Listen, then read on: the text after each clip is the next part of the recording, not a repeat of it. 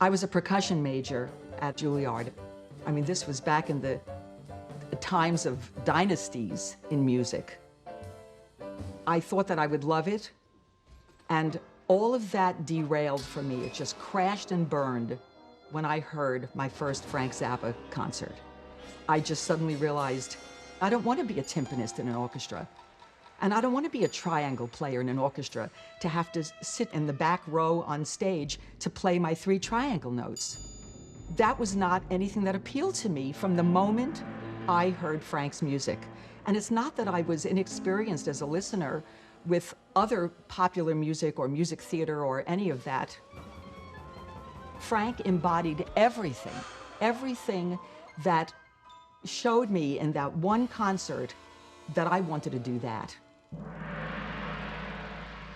I would sit in my orchestration classes at Juilliard, in my Baroque history, these classes taught by the greatest people on earth.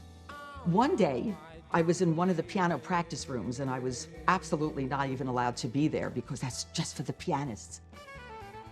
And there I would be trying to recall the melody or the melodic shape of Oh No. Nobody was there, and on this fabulous grand piano, I played that piece to the best of my recollection. And I can't tell you, probably within 30 seconds, an officer of the school came in. What are you doing? I'm just playing this beautiful music. Doesn't sound like any music you're supposed to be playing here. And I said, it's 20th century music. What are you talking about? It's by a living composer. Get out. And if you were to hear that piece on the piano, it could live in a concert hall. It was that type of music that he could produce that was a product of everything that was in him, but you couldn't really categorize it. You couldn't say, oh yeah, that's rock and roll, because it wasn't. It's jazz. No, it really wasn't. It's pop music. No, not at all. Well, what the hell is it?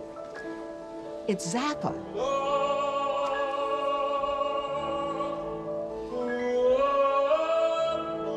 And I knew that it had changed my life. That's the thing. I didn't live my life and then look back on it and go, yeah, that was a life-changing moment.